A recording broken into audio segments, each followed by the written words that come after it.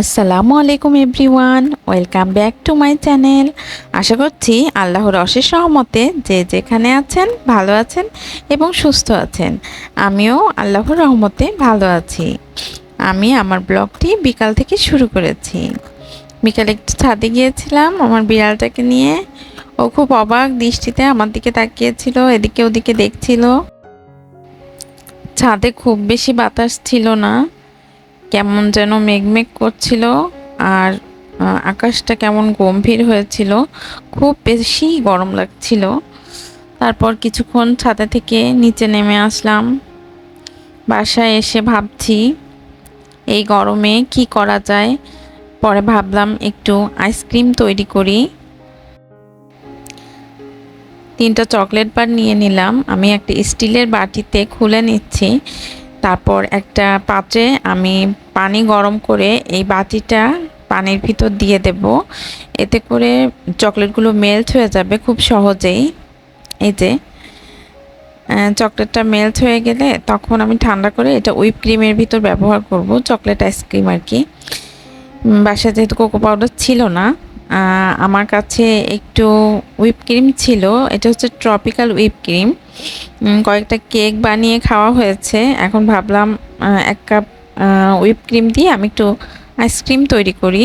যার জন্য আমি 1 কাপ হুইপ ক্রিম নিয়ে খুব ভালোভাবে বিট করে নিচ্ছি। এবং এই চকলেটগুলো খুব ভালোভাবে মেল্ট হয়নি। আর তারপরে যে গরম চকলেট তো দেওয়াও যায় না, এই জন্য একটু ঠান্ডা করে আমি ভালোভাবে বিটার দিয়ে মিশিয়ে নিচ্ছি হুইপ ক্রিমের সঙ্গে। এই তো এভাবে করেই আমি আইসক্রিমটা তৈরি করলাম আর চকলেটটা এভাবে করেই মিশিয়ে দিলাম। বা খুব ভালোভাবে 2 থেকে 3 মিনিট আমি হুইপ ক্রিমের সাথে চকলেটটা মিশিয়ে নিয়েছি। এবার আমি কাপে করে একটু একটু করে কাপে করে তারপরে যে আমি আইসক্রিমটা বসিয়েছিলাম, কারণ মোল্ডে দিলে ঠিকঠাক মতো আইসক্রিমগুলো ওঠে না, শুধু কাঠিটা টান দিলে কাঠিটা উঠে আসে। এই কারণে আমি মোল্ড ব্যবহার করিনি। আর আমার কাছে যে মোল্ড আছে সেই মোল্ডের শেপটা ভালো না, যার জন্য আমি মোল্ড ব্যবহার না করে আমি যে কাপগুলো সেটাই আমি আইসক্রিম দিয়ে তারপর কাঠি দিয়ে দিয়েছি। এই যে এই মোল্ডগুলো মোটেই ভালো না। এগুলো বিভিন্ন শেপ, বিভিন্ন রকম শেপ থাকার কারণে যখন আমি কাঠিটা ধরে টান দিই তখন পুরো আইসক্রিমটা না উঠে, কিছুটা ওঠে কিছুটা ভিতরে থেকে যায়। এই কারণে আমি এই রকম কাপে আমি বসিয়েছি আইসক্রিমগুলো, যাতে তুলতে আমার সুবিধা হয়।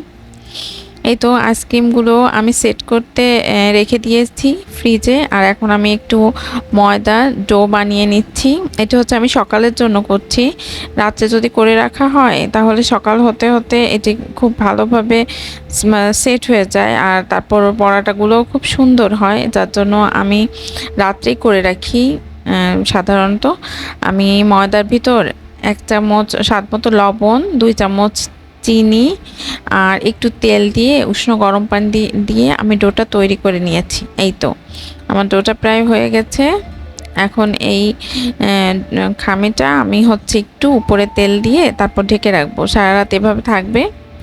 সকালে আমি পরোটা তৈরি করব। পরোটা তৈরি করাটা দেখালাম না, ওই যে বললাম প্রচণ্ড গরম ছিল, গরমের খুব নাজেহাল অবস্থা। তাড়াতাড়ি পরোটা বানিয়ে নিয়ে খাটের উপর এসেই বসে পড়েছি খাওয়ার জন্য। খাটের উপর বসে আমি খাচ্ছিলাম। খুব গরমে ঘেমে নে একাকার অবস্থা হয়ে গিয়েছিল। এত গরমে কি আর করার। আমার ছেলে আবার খাচ্ছিল আর বলছিল মা খুব ভালো হয়েছে, এই যে সে দেখাচ্ছে পারফেক্ট। ওর খুব পছন্দ হয়েছিল, ও পরোটাটা খুব পছন্দ করে। এই তো আমাদের পরোটা খাওয়ার পর আমরা আইসক্রিম খেয়ে নিলাম। আপনাদের দেখাচ্ছি আইসক্রিমটা কেমন সেট হয়েছে। আইসক্রিমগুলো খেতেও খুব মজার হয়েছিল আর খুব সুন্দরভাবে সেট হয়েছিল আইসক্রিমটা। এটা উঠাতে একটু সমস্যা হচ্ছিল, এটা আমি পাশেরটা উঠিয়ে দেখাচ্ছি। এই যে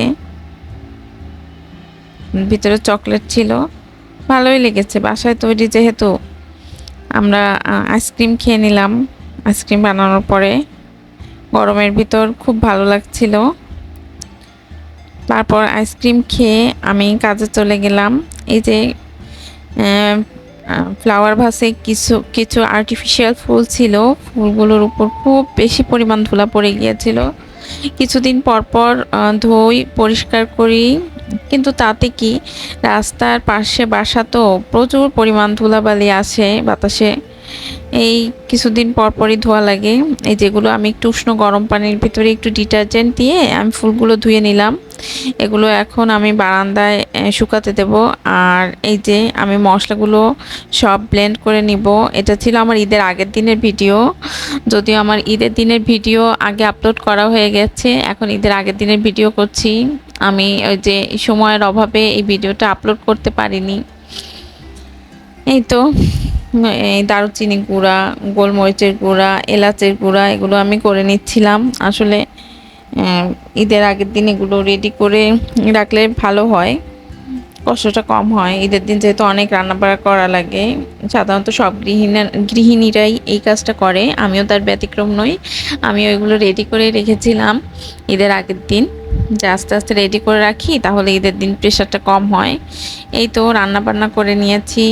দুপুরবেলা উচ্ছে ভাজি আর মুরগির মাংস রান্না করেছিলাম।